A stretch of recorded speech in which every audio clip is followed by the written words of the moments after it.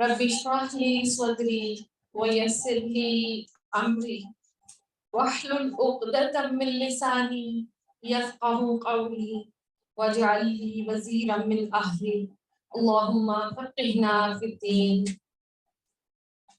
أذهب البأس رب الناس واشف أنت الشافي لا شفاء إلا شفاؤك شفاء لا يغادر سقما آمين يا رب العالمين. آیت نمبر آپ صافات 74 نہیں 75 ہے آج. اللہ تعالیٰ تمام بیماروں کو شفا عطا فرمائے آمین. وَلَقَدْ نَادَانَا نُوحٌ فَلَنِعْمَ الْمُجِيبُونَ اور ہم نے اسے اور اس کے گھر والوں کو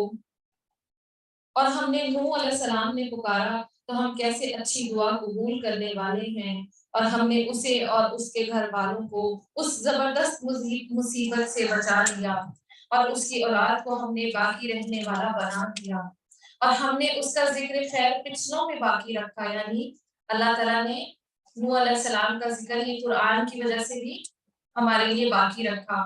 اور نوح پر تمام جہانوں میں سلام ہو. ہم نیکی کرنے والوں کو اسی طرح بدلہ دیتے ہیں. وہ ہمارے ایماندار بندوں میں سے تھے. پھر ہم نے دوسروں کو ڈبو دیا اور نوح کی تابعداری کرنے والوں میں سے ابراہیم بھی تھے جبکہ اپنے رب کے پاس بے عیب دل لائے یعنی قلب سلیم جو شک سے پاک ہوتا ہے. آپ کا آیت نمبر ہے 84 صافات اور پارہ نمبر 23. اذ جاء ربہ بقلب سلیم جبکہ اپنے رب کے پاس وہ بے عیب دل لائے. اللہ تعالیٰ ہمیں بھی قلب سلیم عطا فرما دے. اور انہوں نے اپنے باپ اور اپنی قوم سے کہا تم کیا پوج رہے ہو؟ کیا تم اللہ کے سوا گڑے ہوئے معبود چاہتے ہو؟ تو یہ بتلاؤ کہ تم نے رب العالمین کو کیا سمجھ رکھا. یعنی ابراہیم علیہ السلام کی بات ہو رہی ہے. اب ابراہیم نے ایک نگاہ ستاروں کی طرف اٹھائی اور کہا میں تو بیمار ہوں. اور اس پر وہ سب اسے منہ موڑتے ہوئے واپس چلے گئے. یعنی جب وہ لوگ میلہ تھا تو لوگوں نے ان کو بھی کہا کہ آپ چلیں تو حضرت ابراہیم علیہ السلام نے بتوں کو توڑنا تھا تو اس کی حکمت کی وجہ سے انہوں نے کہہ دیا کہ میں بیمار ہوں اور اس پر وہ اس سب سے منہ موڑتے ہوئے واپس چلے گئے. بس آپ چپکے سے ان کے معبودوں کے پاس گئے اور فرمانے لگے تم کھاتے کیوں نہیں؟ تمہیں کیا ہو گیا ہے؟ بات تک نہیں کرتے؟ پھر تو دائیں ہاتھ سے پوری قوت کے ساتھ مارنے پر پڑ پڑے. یعنی حضرت ابراہیم علیہ السلام بتوں سے ہی پوچھنے لگے کہ تم کھاتے نہیں ہو، تم جو ہے وہ بات نہیں کرتے. تو اس کے بعد پھر انہوں نے ایک ضرب لگائی تو وہ توڑ دیا. وہ بت پرست دوڑتے بھاگتے آئے آپ کی طرف متوجہ ہوئے تو آپ نے فرمایا تم انہیں پوچھتے ہو جنہیں تم خود تراشتے ہو یعنی تم جنہیں خود ہی بناتے ہو حالانکہ تمہیں اور تمہاری بنائی ہوئی چیزوں کو اللہ ہی نے پیدا کیا ہے. وہ کہنے لگے اس کے لیے ایک مکان بناؤ اور اس میں دہتی ہوئی آگ میں اسے ڈال دو. انہوں نے اس کے ساتھ مکر کرنا چاہا مگر ہم نے انہی کو نیچا کر دیا. اور ابراہیم نے کہا میں تو ہجرت کر کے اپنے پروردگار کی طرف جانے والا ہوں، وہ ضرور میری رہنمائی کرے گا. انی ذاہب الی ربی سیہدین ربی ھب لی من الصالحین اور وہ ضرور مجھے سیدھا راستہ دکھائے گا. اے میرے رب مجھے نیک بخت اولاد عطا فرما. تو ہم نے اسے ایک بار بچے کی بشارت دی. پھر جب وہ بچہ اس کے ساتھ دوڑنے لگا یعنی حضرت اسماعیل علیہ السلام اس کے ساتھ دوڑنے کی عمر کو پہنچا تو ابراہیم علیہ السلام نے کہا میرے پیارے بچے میں خواب میں اپنے آپ کو تجھے ذبح کرتے ہوئے دیکھ رہا ہوں اور اب تو بتا کہ تیری رائے کیا ہے. بیٹے نے جواب دیا ابا جو حکم ملا ہے اسے بجا لائیے انشاءاللہ آپ مجھے صبر کرنے والوں میں سے پائیں گے. غرض جب دونوں متی ہو گئے اور اس نے اس بیٹے کو پیشانی کے بل گرا دیا تو ہم نے آواز دی اے ابراہیم یقیناً تو نے اپنے خواب کو سچا کر دکھایا. بے شک ہم نیکی کرنے والوں کو اسی طرح جزا دیتے ہیں. یعنی حضرت ابراہیم علیہ السلام نے اور آپ دیکھیں کہ حضرت ابراہیم علیہ السلام مکہ میں 4 دفعہ آئے تھے. جب وہ چھوڑنے کے لیے آئے پھر ان کا یہ ذبح کے لیے آئے اور اس کے بعد وہ ایک بیوی جب انہوں نے شادی کر لی تو پوچھنے کے لیے آئے اور اس کے بعد جب دوسری دفعہ آئے تو یہاں پہ ماں نے تربیت کی ہے، تو ماں نے اللہ کے ساتھ ایسا جوڑا ہے اپنے بچے کو کہ جب باپ نے پوچھا ہے کہ اللہ کا حکم ہے تو اس نے کہا کر ڈالیے، آپ مجھے صبر کرنے والا پائیں گے۔ تو یہاں پہ ماں کی ایسی تربیت ہے بغیر باپ کے کہ اللہ تعالیٰ نے ان کو صابر بنایا، اور اللہ کے ساتھ جو ہمارا انسان کا ایک رشتہ ہوتا ہے اس پر انہوں نے کیسی تربیت کی۔ اور در حقیقت یہ کھلا امتحان ہے، اور ہم نے ایک بڑا ذبیحہ اس کے فدیے میں دے دیا، اور ہم نے ان کا ذکر پچھلوں میں بھی باقی رکھا۔ تو اللہ تعالیٰ ہم سب کو بھی اپنے بچوں کی جو ہے وہ بہترین تربیت کا جو ہے نا وہ توفیق دے، اور وہ تربیت جس میں اللہ کے ساتھ ہم کسی کو شریک نہ ٹھہرائیں، اور جب اللہ کا حکم آ جائے تو بچے فوراً سر تسلیم خم کر دیں اور ابراہیم پر سلام ہو، اور ہم نیکوکاروں کو اسی طرح بدلہ دیتے ہیں۔ بے شک وہ ہمارے ایماندار بندوں میں سے تھا، وَبَشَّرْنَاهُ بِإِسْحَاقَ نَبِيًّا مِنَ الصَّالِحِينَ، اور ہم نے اس کو اسحاق نبی کی بشارت دی جو صالح لوگوں میں سے ہوگا، یعنی جب لوط علیہ السلام کی جب ادھر وہ کرنا تھا نا تب اسحاق علیہ السلام کی بشارت دی تھی، یعنی حضرت اسماعیل علیہ السلام جو ہے وہ ان سے بڑے ہیں۔ اور ہم نے ابراہیم اور اسحاق پر برکتیں نازل فرمائی، اور ان دونوں کی اولاد میں بعض تو نیک بخت ہیں اور بعض اپنے نفس پر سریح ظلم کرنے والے ہیں، یعنی انہی دونوں میں سے نسلوں میں سے نیک قومیں بھی جس طرح صالحین اور انبیاء وغیرہ، لیکن انہی کی قوم میں سے جیسے یہ جو بنی اسرائیل ہیں، قوم سمود کے جو لوگ ہیں، قوم عاد کے، تو وہ ظلم کرنے والے تھے۔ یقیناً ہم نے موسیٰ اور ہارون پر بڑا احسان کیا، اور انہیں ان کی قوم کو بہت بڑے دکھ درد سے نجات دے دی، اور ان کی مدد کی تو وہی غالب رہے۔ اور ہم نے واضح اور روشن کتاب دی اور انہیں سیدھے راستے پر قائم کیا۔ اب آیت نمبر نا صافات کی 180 ہے۔ اور ہم نے ان دونوں کے لیے پیچھے آنے والوں میں سے یہ بات باقی رکھی، اور موسیٰ اور ہارون پر سلام ہو، بے شک ہم نیک لوگوں کو اسی طرح بدلہ دیا کرتے ہیں۔ یقیناً یہ دونوں ہمارے مومن بندوں میں سے تھے، بے شک الیاس بھی پیغمبروں میں سے تھے، جبکہ انہوں نے اپنی قوم سے فرمایا کہ تم اللہ سے ڈرتے نہیں، کیا تم بال نامی بت کو پکارتے ہو اور سب سے بہتر خالق کو چھوڑ دیتے ہو، اور اللہ جو تمہارا اور اگلے تمام باپ دادوں کا رب ہے۔ لیکن قوم نے اسے جھٹلا دیا، پس وہ ضرور عذاب میں حاضر کیے جائیں گے، سوائے اللہ کے مخلص بندوں کے۔ اللہ اپنے مخلص بندوں کو بچا لیتا ہے۔ اور ہم نے اس ایک کو اس کا ذکر خیر پچھلوں میں باقی رکھا، یعنی الیاس کا، کہ الیاس پر بھی سلام ہو، ہم نیکی کرنے والوں کو اسی طرح بدلہ دیتے ہیں۔ بے شک وہ ہمارے ایماندار بندوں میں سے تھے، بے شک لوط علیہ السلام بھی پیغمبروں میں سے تھے، ہم نے انہیں اور ان کے گھر والوں کو سب کو نجات دی، بجز اس بڑھیا کے جو پیچھے رہ جانے والوں میں سے ہو گئی۔ پھر ہم نے اوروں کو بھی ہلاک کر دیا، اور تم نے صبح ہونے پر ان کی بستیاں سے جب ان سے گزرتے ہو اور رات کو بھی، کیا پھر بھی نہیں سمجھتے؟ یعنی یہ وہ قومیں ہیں جو بحیرہ عرب کے ادھر آباد تھی، اور یہ مکہ والے جب اپنا سفر شام وغیرہ کے لیے جاتے تھے تو انہی بستیوں سے گزرتے تھے۔ تو اللہ تعالیٰ فرما رہے کہ کیا پھر بھی عقل سے کام نہیں لیتے؟ اور بلا شبہ یونس نبیوں میں سے تھے، جب بھاگ کر بھری کشتی کی طرف پہنچے، پھر قرآن دازی ہوئی تو یہ مغلوب ہو گئے، پھر انہیں مچھلی نے نگل لیا اور خود اپنے آپ کو ملامت کرنے لگی۔ یعنی پہلے کے دور میں جب کشتیاں ڈولتی تھی نا تو لوگ کہتے تھے ہم نے ضرور کوئی اپنے آقا سے لڑ کر آیا ہے یا کسی نے کوئی نافرمانی کی ہے، تو وہ کہتے تھے کہ جس نے ایسا کیا نا وہ خود ہی اپنے آپ کو جو ہے نا وہ پانی میں ڈال دے۔ وہاں پہ جو ہے نا کسی نے ایسے نہیں کیا تو پھر قرآن نازی کی، تو اس پر تینوں دفعہ کہا جاتا ہے کہ حضرت یونس علیہ السلام کا نام آیا، تو وہ کہتے تھے کہ یہ تو بڑے نیک بندے لگتے، تو ہمیں ان کو نہیں بھیجنا چاہیے۔ پھر اسی لیے دوبارہ قرآن نازل کی، پھر انہیں کا نام آیا، پھر تیسری دفعہ بھی انہیں کا نام آیا، تو پھر مچھلی نے جب ان کو نگل دیا اور خود وہ اپنے آپ کو ملامت کرنے لگ گئے۔ بس اگر یہ باقی بیان کرنے والوں میں سے نہ ہوتے تو لوگوں کے اٹھائے جانے کے دن اس کے پیٹ میں ہی رہتے، یعنی اللہ تعالیٰ نے ان کو کلمہ بھی سکھا دیا تھا جس سے اللہ تعالیٰ راضی ہو گیا، تو انہوں نے فوراً توبہ کر لی ہے۔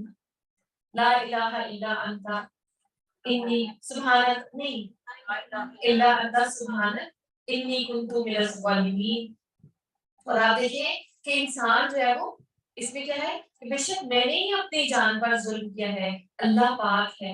اور اللہ کے سوا کوئی معبود نہیں ہے۔ تو لوگوں کے اٹھائے جانے کے بعد کے دن تک اس کے پیٹ میں ہی رہتے ہیں، بس ہم نے انہیں جبیل میدان میں ڈال دیا اور اس وقت وہ بیمار تھے، یعنی جب حضرت یونس علیہ السلام کو اللہ تعالیٰ نے جب ان کی دعا قبول کر لی تو انہیں نکال دیا، اور اس کے بعد جو ہے وہ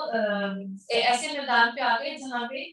بیل وغیرہ تھی، تو اللہ تعالیٰ نے یعنی آپ دیکھیے کہ ہم کپڑے دھوتے ہیں یا کوئی بہت زیادہ پانی کا کام کرتے ہیں تو ہماری کھال گل جاتی ہے، تو وہ تو پورا اس کے اندر ہے، مچھلی کے پیٹ کے اندر اور سمندر کا بھی اندھیرا اور پانی اور سارا کچھ، اور پیٹ میں جو ہوتے ہیں وہ ایسڈ ہوتے ہیں، تو یعنی وہ بالکل گل گئے تھے۔ اور اب کی جو ریسرچ ہے تو اس میں کہا جاتا ہے کہ یہ بھی معجزہ ہے، حالانکہ اگر کوئی بیل کے منہ میں جائے گا نا تو وہ ختم ہو جاتی ہے، وہ چورا بن کے اس کو نکلے گا لیکن ثابت نہیں نکلے گا کبھی بھی۔ تو یہ اللہ کی شان ہے کہ اللہ تعالیٰ نے یہ نبی کو ایک ایسا معجزہ دیا اور اس کو بچا لیا۔ اور کیونکہ جو ہمارے جو وہ ہوتے ہیں نا پیٹ کے جو تیزابیت جو کہتے ہیں ہے نا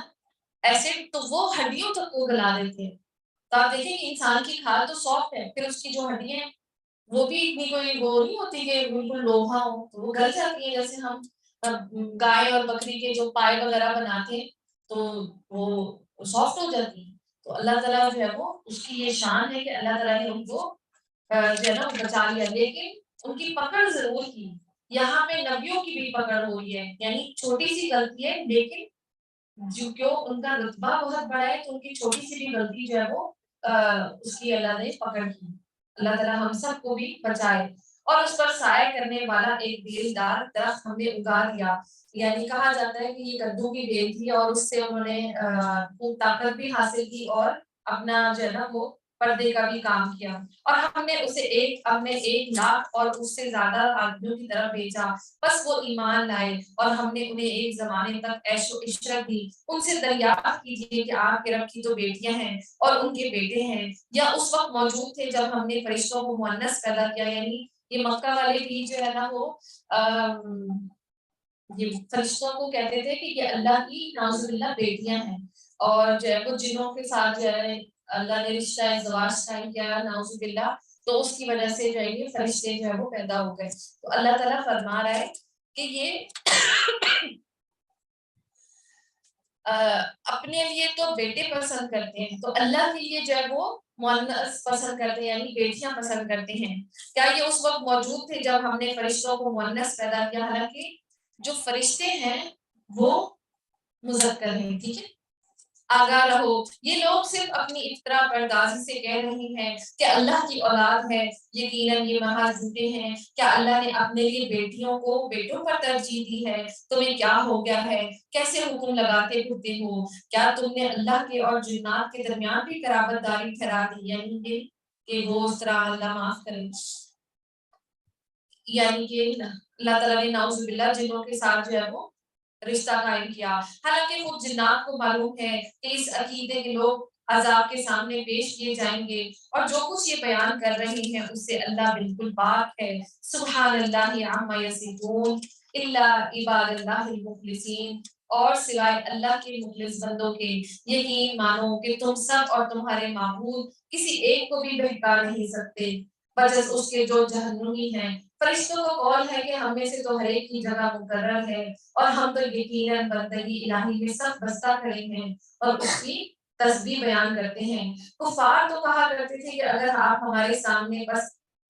سامنے پہلے لوگوں کا ذکر ہوتا تو ہم بھی اللہ کے چیدہ بندے بن جاتے، یعنی اللہ کے پسندیدہ اور چنے ہوئے بندے، لیکن پھر اس قرآن کے ساتھ کفر کر دیں، بس عنقریب آپ جان لیں گے،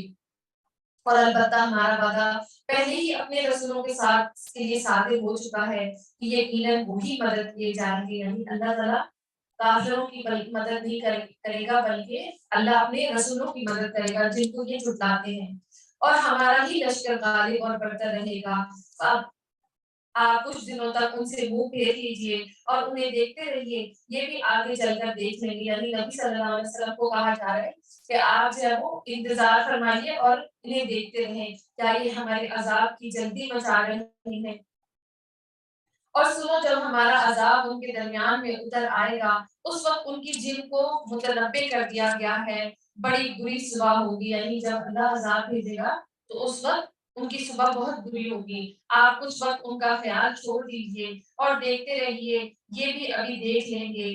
سبحان ربک رب العزت عما یصفون والسلام علی المرسلین والحمد للہ رب العالمین۔ پاک ہے آپ کا رب جو بہت بڑی عزت والا ہے، اور ہر اس چیز سے جو مشرک بیان کرتے ہیں، اور پیغمبروں پر سلام ہو، یعنی اللہ تعالیٰ اپنے پیغمبروں پر درود اور سلام بھیجتے ہیں، اور سب کی تعریف اللہ ہی کے لیے ہے جو سارے جہان کا رب ہے۔ تعریف کس لیے؟ کیونکہ تمام کائنات کا مالک ہے۔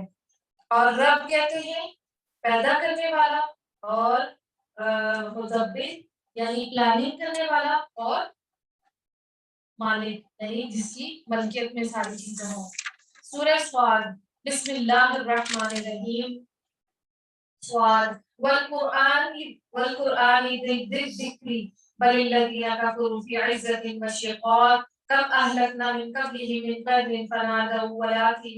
ولا تحین مناص۔ صاد، اس نصیحت والے قرآن کی قسم، بلکہ کفار غرور و مخالفت میں پڑے ہوئے ہیں، اور ہم نے ان سے بہت سے پہلے بہت سی بستیوں کو، امتوں کو تباہ کر دیا، تو انہوں نے ہر چند کو چیخ پکار کی، لیکن وہ چھٹکارے کا وقت نہ تھا۔ یعنی جب عذاب آ جاتا ہے تو ان لوگوں نے چیخنا اور چلانا شروع کیا، لیکن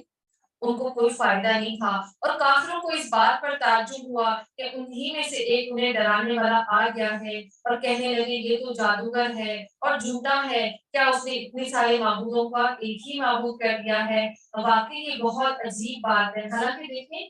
کہ عجیب بات نہیں ہے کہ جب ہم جیسے ہم اتنے سارے لوگ ہوں اور ہر ایک کو جو ہے نا وہ ہم کہیں کہ آپ یہ میری یہ بات پوری کر دیں، یہ بات پوری کر دیں، تو آپ کو خود بھی نہیں پتا ہوتا کہ کون بندہ جو ہے وہ میرا کہنا مانے گا۔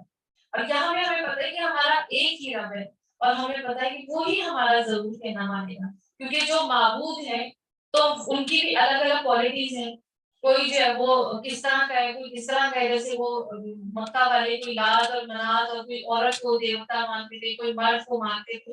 تو یہاں پہ ہمیں پتہ ہے ہمارا رب جو ہے نا وہ اکیلا ہے اور وہی سننے والا ہے۔ تو اللہ تعالیٰ ایک سے مانگنے سے جو ہے نا وہ کہہ رہے ہیں کہ اتنے سارے لوگوں کو، وہ کفار مکہ کہتے تھے کہ ہم تو اتنے سارے لوگوں سے مانگتے ہیں پھر بھی ہماری مرادیں پوری نہیں ہوتی، تو کہاں ہم ساروں کو چھوڑ کر اگر ایک سے مانگیں گے پھر تو کوئی چانس ہی نہیں ہے۔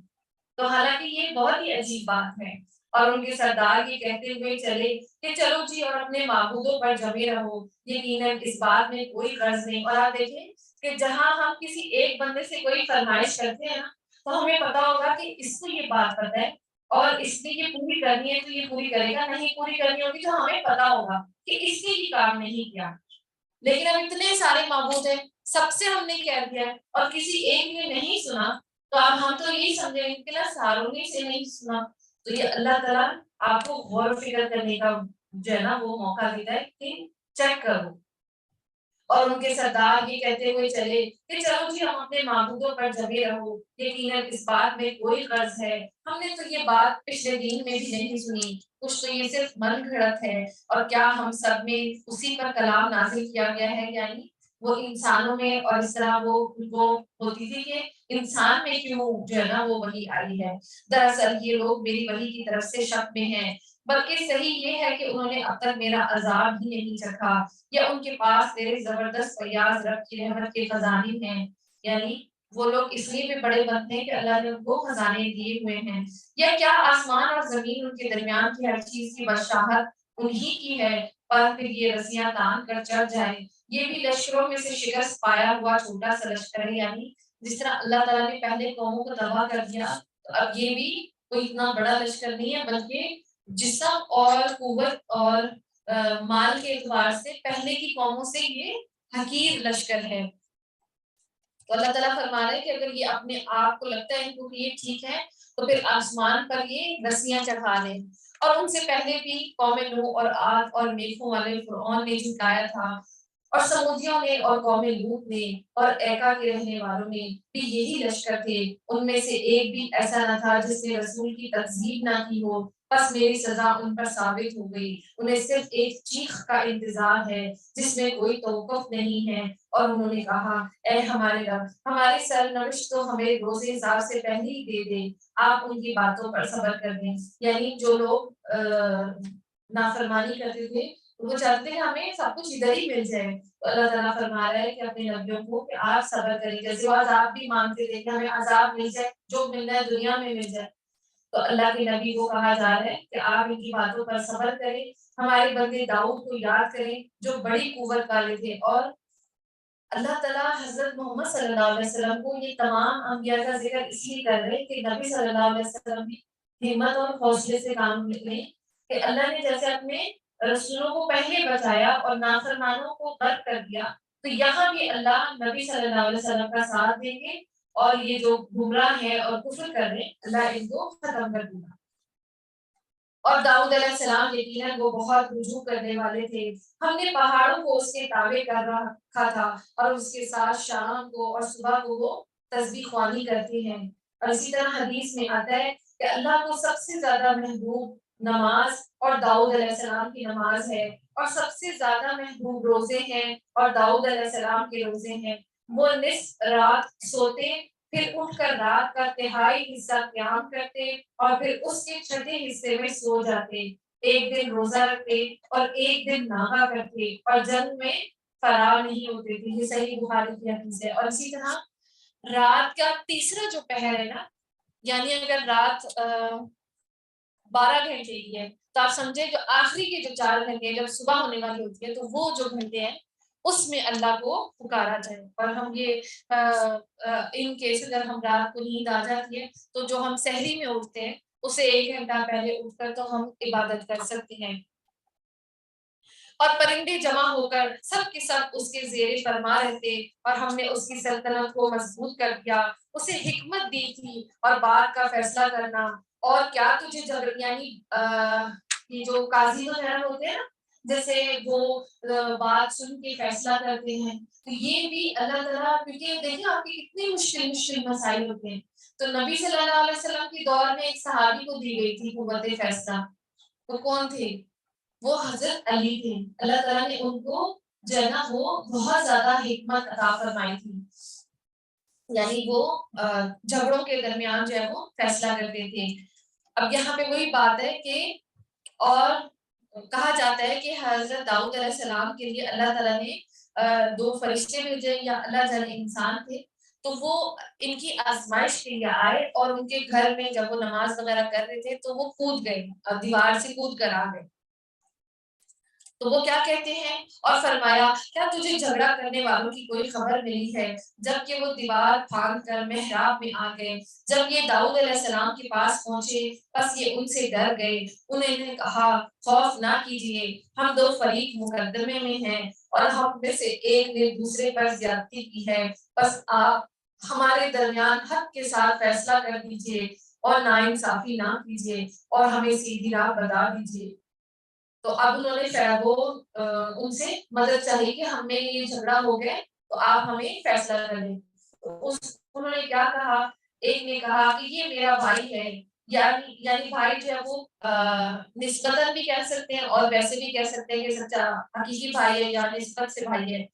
اور اس کے پاس 99 دمبیاں ہیں اور میرے پاس ایک دمبی ہے، لیکن مجھ سے کہہ رہا ہے کہ اپنی ایک دمبی بھی مجھ کو دے دے، یعنی جس کے پاس 99 بکریاں ہیں، تو دوسرا کہہ رہا ہے کہ اس نے میرے پاس ایک ہے لیکن یہ مجھ سے ایک بھی لینا چاہتا ہے، اور مجھ پر بات میں بڑی سختی برتتا ہے۔ آپ نے فرمایا، اس اپنی دمبیوں کے ساتھ تیری ایک دمبی ملا لینے کا سوال بے شک تیرے اوپر ایک ظلم ہے، اور اکثر حصے دار اور شریک ایسے ہی ہوتے ہیں کہ ایک دوسرے پر ظلم کرتے ہیں، یعنی ابھی ایک بندے نے ان سے بات کی تھی تو انہوں نے فوراً جو ہے نا وہ سنا دیا فیصلہ کہ جو ہے نا وہ ایک دوسرے پر ظلم کرتے ہیں۔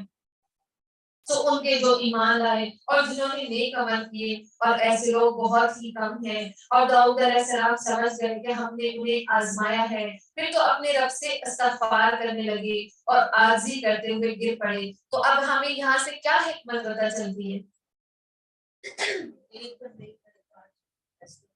جی ماشاء اللہ کہ ایک بندے کی بات سن کر کبھی بھی فیصلہ نہیں کرنا چاہیے، ہمیشہ جن کے درمیان جھگڑا ہو تو دوسرے کو بھی اپنی بات پوری کرنے کا موقع دیا جائے، ٹھیک ہے؟ تو کبھی بھی، اور ایون کہ گھر کے بھی معاملات ہو تو آپ نے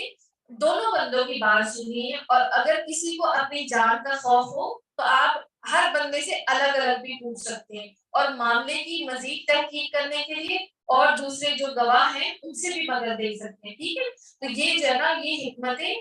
یہ اس کو حکمت کہتے ہیں کہ دونوں کی بات سننی، ٹھیک ہے؟ اللہ ہم سب کے لیے آسانیاں فرمائے۔ تو یہ دیکھیں آج ماشاءاللہ آپ کو ایک حکمت کی بات پتہ چلی، اور پوری طرح رجوع کیا، یعنی جب وہ سمجھ گئے کہ یہ اللہ کی طرف سے آزمائش تھی تو انہوں نے پھر استغفار کیا اور عاجزی کرتے ہوئے گر پڑے۔ پھر ہم نے انہیں معاف کر دیا، یقیناً وہ بڑے ہمارے نزدیک بڑے مرتبے والے اور بہت اچھے ٹھکانے والے ہیں۔ اے داؤد، ہم نے تمہیں زمین میں خلیفہ بنا دیا، تم لوگوں کے درمیان حق کے ساتھ فیصلے کرو اور اپنی نفسانی خواہش کی پیروی نہ کرو، ورنہ وہ تمہیں اللہ کی راہ سے بھٹکا دے گی۔ یقیناً جو لوگ اللہ کی راہ سے بھٹک جاتے ہیں ان کے لیے سخت عذاب ہے، اس لیے انہوں نے حساب کے دن کو بلا دیا ہے۔ اور آپ دیکھیں جب ہم بڑے ہو جاتے ہیں نا تو ہمیں بہت ساری حکمتیں پتہ چل جاتی ہیں، تو ہمیں اپنے چھوٹوں کے اندر بھی جو ہے نا وہ صحیح معاملے میں فیصلہ کرنا ہے۔ یہ نہیں ہے کہ کسی طرف ہمارا زیادہ دل جھکا ہوا ہے، کسی بچے سے ہم زیادہ محبت کرتے ہیں تو اگر وہ غلط بھی ہے تو اس کو بھی ہم کہہ دیں گے چلو کوئی بات نہیں۔ تو یہ جو ہے نا یہ آپ نے فیور نہیں کرنا، کیونکہ دیکھیں اس پہ بھی آپ کی پکڑ ہو سکتی ہے۔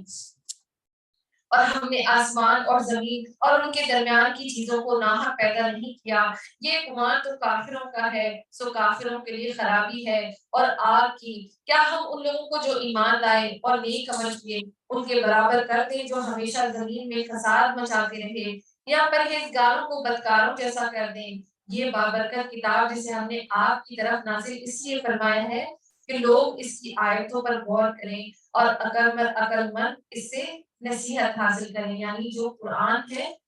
یہ عمل کرنے کی بھی کتاب ہے اور غور و فکر کرنے کی بھی کتاب ہے، تاکہ جو عقل والے ہیں وہ اس سے اپنے فیصلے جو ہے وہ ٹھیک کر سکیں، اپنے زندگی کے معاملات جو ہے وہ بہتر کر سکیں۔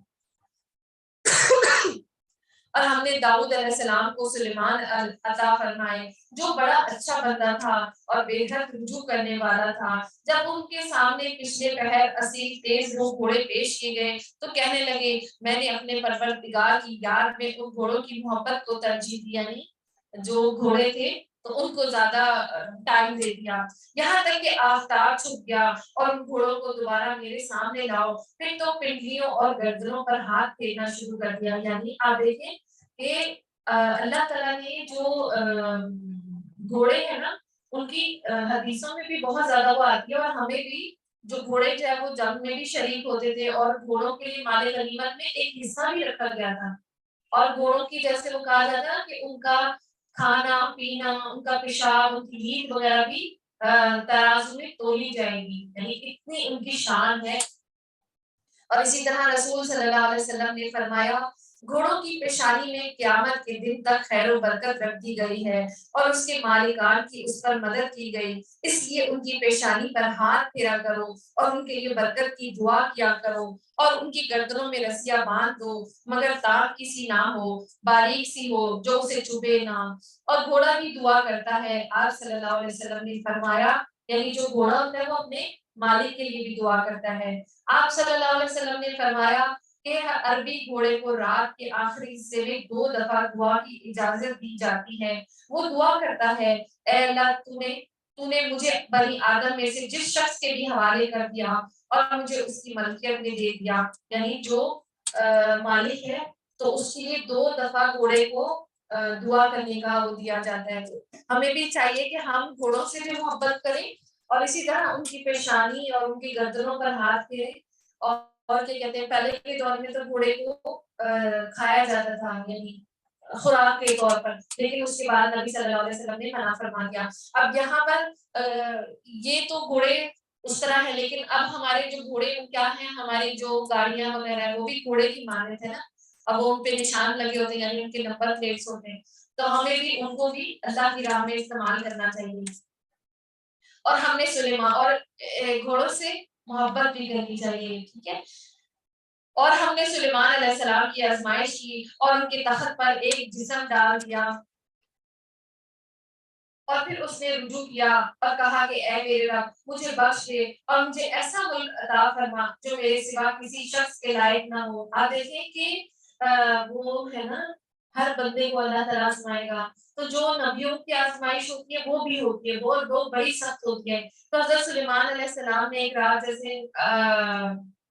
میں آپ کو بتاتی ہوں کہ حضرت سلیمان علیہ السلام نے ایک مرتبہ کہا کہ میں آج رات اپنی تمام بیویوں سے، یعنی جن کی تعداد 70 یا 90 کی ہے، ہم بستری کروں گا، اور ان میں سے ہر ایک بیوی ایک شاہ سوار بچے کو جنے گی، اور جو اللہ کی راہ میں جہاد کرے گا۔ لیکن ہوا یہ کہ سوائے ایک بیوی کے کوئی بیوی حاملہ نہیں ہوئی، اور حاملہ بیوی نے جو بچہ جنا وہ ناقص تھا۔ نبی صلی اللہ علیہ وسلم نے فرمایا اگر سلیمان علیہ السلام انشاءاللہ کہہ دیتے تو سب سے مجاہد ہی پیدا ہوتے ہیں۔ صحیح بخاری کی حدیث ہے یہ۔ تو یہاں پہ آپ دیکھیے کہ اللہ تعالیٰ اپنے نبیوں کو وہ قوت بھی دیتا ہے کہ انہوں نے اپنے بیٹیوں سے ایک ہی رات میں اتنی ساری بیویوں سے جو ہے نا وہ رشتہ قائم کیا،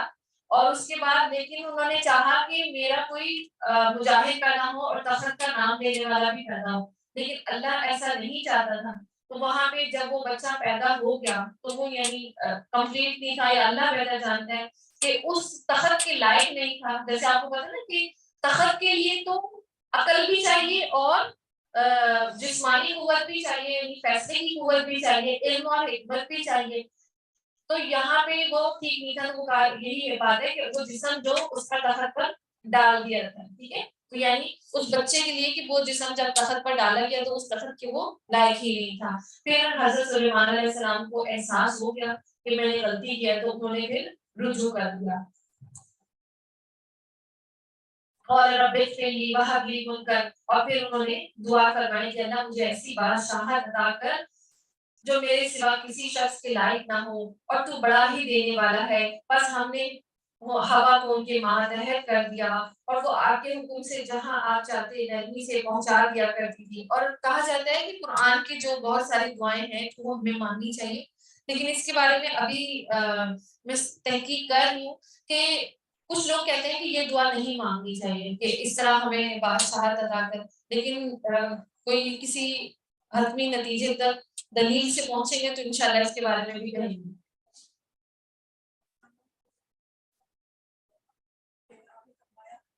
مسکینی والی زندگی مانگی،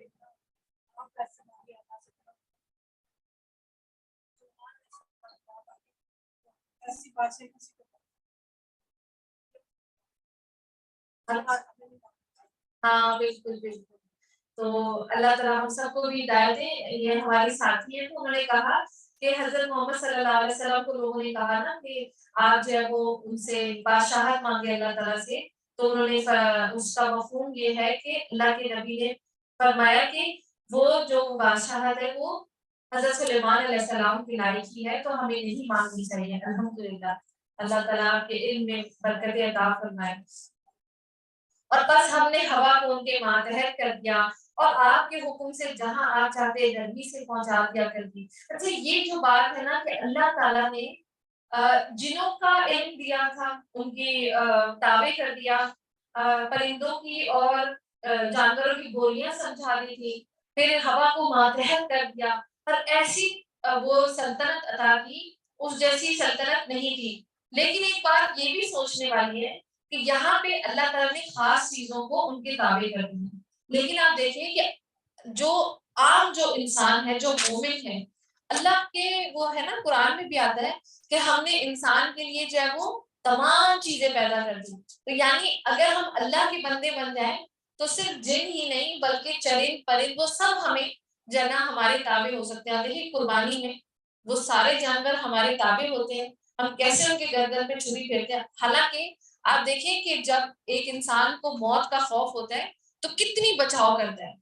بھاگ جاتے ہیں اور وہ مقابلہ کرتا ہے، تو یہاں پہ وہ ہمارے تابع ہیں۔ اور اب ہم دو چیزیں اب ہمیں مزید پتہ چلے کہ چونٹی کیا کہتی ہے، اس کا تو ہمیں